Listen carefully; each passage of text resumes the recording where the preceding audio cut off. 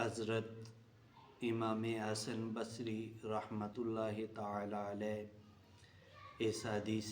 پاک کو روایت فرماتے ہیں۔ آپ روایت کرتے ہیں کہ اللہ کے پیارے محبوب صلی اللہ تعالی علیہ وآلہ وسلم نے ارشاد فرمایا کہ قیامت والے دن ساری آنکھیں رو رہی ہوں گی سوائے ان چار آنکھوں کے۔ پہلے نمبر پہ ارشاد فرمایا کہ وہ آنکھ جو اللہ کے خوف سے ڈرتی ہے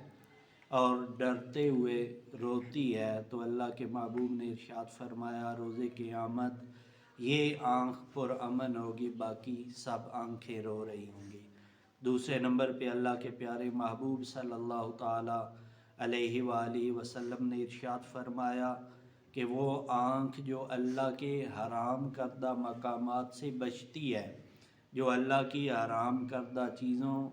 کو دیکھنے سے محفوظ رہتی ہے، روز قیامت وہ آنکھ بھی مطمئن ہوگی، باقی آنکھیں رو رہی ہوں گی۔ تیسرے نمبر پہ اللہ کے پیارے محبوب نے ارشاد فرمایا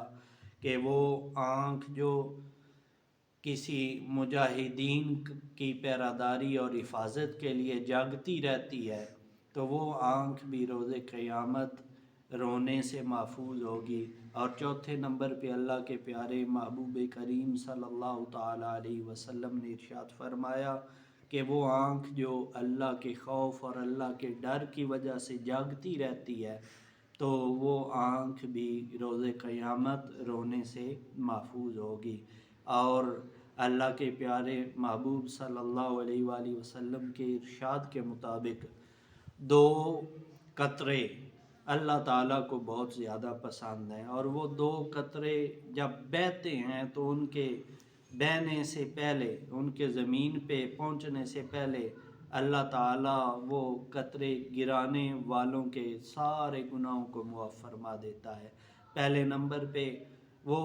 آنکھ جو اللہ کے خوف اور اللہ کے ڈر سے روتی ہے، تو اللہ کے خوف اور ڈر سے رونے کی وجہ سے جب آنکھ سے آنسو جاری ہوتا ہے تو وہ آنسو کا قطرہ زمین پہ بعد میں گرتا ہے، اللہ تعالیٰ پہلے اس کے گناہوں کو معاف فرما دیتا ہے۔ اور دوسرے نمبر پہ خون کا قطرہ جو کسی شہید کے خون کا ہو، جب خون کا پہلا قطرہ گرتا ہے تو وہ پہلا قطرہ زمین پہ گرنے سے پہلے اللہ تعالیٰ اس شہید کے گناہوں کو معاف فرما دیتا ہے۔ تو اللہ کی یاد میں، اللہ کے خوف میں رونا، اللہ تعالیٰ کو یاد کرتے ہوئے رونا، اللہ تعالیٰ کے احکام پہ عمل کرنا اور اللہ تعالیٰ کی